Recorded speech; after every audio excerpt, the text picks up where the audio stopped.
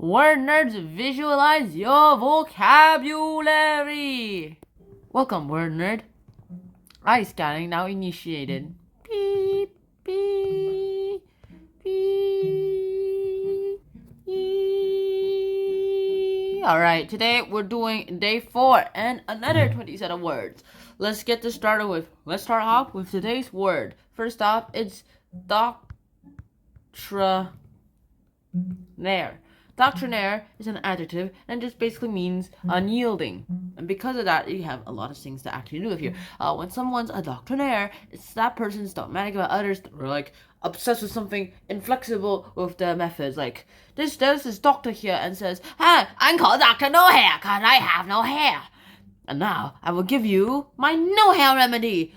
And they're like, "You're doctrinaire, aren't you?" "Yes, I'm Doctor No Hair." Oh well. It goes ahead and gives them some pills called no hair, and ignores patients' side effects, even though they say it's useless for acne, sore throat, eczema, and others. It's useless for every disease except balding. And of course, one of the synonyms here is unyielding, and you remember it with the word Dr. No Hair, aka this stupid bald guy. Next up, we have juxtapose. Now, juxtapose just basically means, well, it's facing each other, placed side by side, especially usually for comparison or contrast. Here, the synonym, the synonym here is oppose, and you use the remembering word, juxtapose, to actually remember this. Look at these jugs posing. They're juxtaposing each other. And look, they're posing. These jugs are posing so great. Next up, we have abet. Abet just basically means you're condoning someone. You're like encouraging. No, you're not condoning someone. You're encouraging that person. You're supporting that person by aid or something. So you're at Las Vegas and you're unwillful to actually take a bet, and then suddenly one of those big Las Vegas icons, like in this case Elvis Presley, by the way, Elvis Presley goes ahead and he's all like, "Hey kid, you only have one life. Take a bet." "Thanks for the bet." "You're welcome, kid." "Thanks for betting me." "You're welcome, kid." Next up, we have ruminate. Now, ruminate here is another verb, and it just basically means you're having to reflect upon something, to contemplate on something. You're thinking so hard about something that you're pondering the life and existence of life. And of course, you remember with chew, main, ape. See you dirty mans and apes, and they're chewing their lips a lot, and they're pondering and pondering, and you're like, scratch, scratch, scratch, scratch, ow. And then both of them are probably curious what the other's thinking, what the other's ruminating about. Alright, next up, we have narcoleptic. Narcoleptic.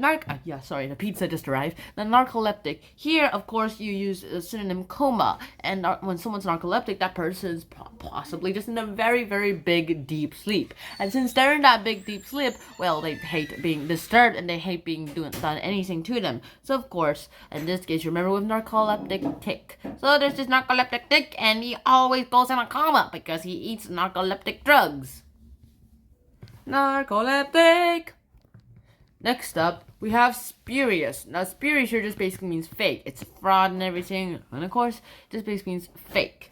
And you remember with spear US, the Taliban has sent footage of a missile going to spear US. And fortunately for this young viewer, it's directly hitting where he is living in right now. Like, ah! And then the Homeland Defense, the Homeland US Security Defense System realized it's just the footage from terrorist groups, and it's completely generated by AI. No worries here, except maybe the AI can actually conquer the world. That's very worrying. Next up, we have grandiose. Grandiose. Now, grandiose just basically means it's great, it's impressive because of a lot of unnecessary largeness or grandeur. You remember with grand eels. Poseidon's held on the king of the sea, one of those parties again, and each one being more impressive than the last one. And of course, 20-mile driveway, all the long way, all the way to his party, is all covered with like bunch of 20-foot tall grand eels. Welcome to the King of the Sea party. Welcome to the King of the Sea party. Why do kings like partying so much? Alright, next up we have vapid. Now vapid here is an adjective and it just basically means you're flat. Flat, and you're having a in this image you remember it with zap it. So your hair, so you're having a bad hair day and your hair lies like flat and lifeless. So you stick your finger in the electrical output and zap it. And that did the trick. Now your hair has more body than you know what to do with. By the way, don't actually put your finger inside a socket. Don't. It's dangerous. Our next word is misanthrope. Now misanthrope here just basically means it's a mean guy, a very grouchy guy. He's a misanthrope kind of guy. And of course, it is like a grouch. And you remember with misanthrope, a hopeful grouchy man sits on the front porch, down the steps of his front porch. A pile of rocks lie next to him. And when anyone walks by his front yard, he throws a rock at them. He has terrible aim, so he will miss and throw until they are literally out of reach. Wow, he's such a hater of human race. Next up, we have apex. Now, apex just basically means you're on the top of the top of something, usually a mountain, and you remember this with acume, because acume also means you're on top of something. And here, okay, so look at this. Okay, hey guys, look, it's the superhero Apex. And that goes, yeah. So a colossal ape, let's just say there's this colossal ape and competes in the contest of ape extreme sport games. And this massive ape parachutes allows on the peak of the Eiffel Tower, Washington Monument, Seattle Space Needle, or whatever tall building of your choice. I choose the Great Pyramids of Giza, winning this year's Apex's games. Next word, we have limpid. Now, limpid is an adjective, and it just basically means something is clear, a very crystal clear. You can see through it like glass. And you remember it with crystal clear. And, of course, you remember it with limping. Now, you visit a haunted house, and you see a person, I imagine X-Men's invisible blob, because her superpower is to turn his skin invisible. The skin, not the whole body. The skin. Yeah, that's a bad superpower. And limping. So you see that, and you see an invisible man around the corner, and you see him slowly limping by, and you're fascinated by the clear view of his organs because his skin's literally limpid. Next up, we have morose. Morose just basically means you're depressed, you're having a gloomy or sullen disappointment. And of course, you remember the synonym with depressed, poor, those kinds of things. And you remember it with the word more O's. More O's, more O's. And with that, we have a few more things to actually talk about here. Oh, so you want more O's, sir? You ate all your O's? Yeah, whatever. That kind of person. Alright, next up, we have resign. Resign just basically means you quit. You're like, I'm not doing this anymore. And, yeah. You don't remember this with cede, relinquish, or you just give up. Now, how do you remember this with? You remember it with the word read sign. So a sign is on the run, and he runs into reeds to lose the police. However, police has dogs that can smell really well. They go in there, and the reed decides to resign this chase. And since he's resigned this chase, well, too bad for him.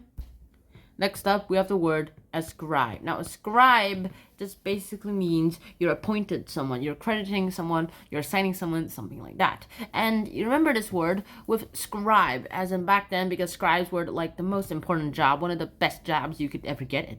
Of course, you have to spend hours copying books. Now, a scribe is someone who literally writes books and documents by hand. Before the invention of the printing press, this was really useful. And the profession of the scribe was very important and held a very big status in the community. And then one day, a stupid dummy comes in and talks to the scribe. You write all those scribbles yourself? And like, yes, now, of course, I take credit for all this scribbling, as you call it. Now get out so I can keep going and doing my scribbling in concentration. Next up, we have this word. It's called credulous. Now, credulous just basically means it's willing to believe or trust too willingly. Someone who just trusts too much. And of course, the synonym to this is gullible because, well, you should probably not believe some things, obviously. So there's this man, the incredulous man says, if you eat lots of bread, you will turn into Incredible Man Boy. And he's like, Ooh. And of course, our man here just goes ahead. You are so global and naive. You're so credulous that you go ahead and believe him. In fact, you lust for bread. In fact, you lust for lots of bread. You eat several loaves a day, but instead of turning into incredulous man, you become doughboy. Next up, we have languish. Now, languish here is a verb, and just basically means you're weak or frantic. Uh, Basically, it just means you fade, you're knocked out, you're cooped, you're conked out, you're weakened. And you remember this with the word landfish. So you see several fish walking on land, and when those landfish approach a body of water, they begin to literally lose strength, which is not what regular fish do. They become weak and wobbly until they reach a safe distance from the water. Welcome to Bizarro World. So, I go Bizarro, eh? That's the opposite of Superman. Alright, next up, we have wonton. You mean wonton? The Chinese food? No, wonton. Wonton just basically means something done maliciously or unjustifiably. You're just going ahead and you're faking something. And of course, you remember this with heedless, and you remember this with this word called 1 ton. As in like, this. 1 ton. And the synonym to this is heedless and those kind of things. A 1 ton blob literally lumbers around the street and does some 1 ton things like eating 1 million people in one gulp. Next up, we have eugenic. Now, eugenic here just basically means bring about improvement in the type of offspring produced, like crossbreeding for better results most of the time. And you remember this with huge hen egg, and the synonym to this is genetic. So you want huge hen eggs, you go ahead and try to be eugenic. You try to eugenically go ahead and alter the birds. You crossbreed them for the next generation. And first off, you go ahead and make sure they have a special diet and they crossbreed with only particular chickens. Next up, we have repudiate. Now, when you're repudiating someone, you're rejecting something or someone as having no authority or bringing force. Like this young lady here. You remember it with the food he ate. You're at a wedding reception and you're assigned to a seat with this darn stupid fat guy. And he's like, I eat everything, gobbles up everything. Whenever a waiter comes, you're like, eat, bring me more food, grabs him, takes all the food that's assigned for someone else, eats it all. And you're like, oh, get out or I eat you. And then of course he eats so voraciously and so greedily and so unmannerly that he spills food everywhere, and you go up and repudiate him, nag your finger at him and like, I cannot sit next to him because he has no manners. Alright, and finally our last word, bolster. Now bolster is a verb and it just basically means support. And of course, I'll see why this guy's terrified of this. And I'll also explain where this lady here is trying to stir this. Now, when someone's bolstering something, it just basically means you're assisting that person or helping that person. And your memory word here is bolster. Bolster. Get it? So you're in a bolster competition. It's the 3rd annual competition. And you're supposed to stir an acid. And you help your friend to stir the acid by helping her to put up his or her arms. You so help her by assisting and supporting her arms. You're such a good friend because you're risking getting burned by acid. Yay! That's it for today. I really hope you guys did enjoy this episode. I really actually hope you guys enjoy these episodes too. I'll see you guys soon. Until next time, not out. Peace. Bye-bye. Wear a helmet. Peace.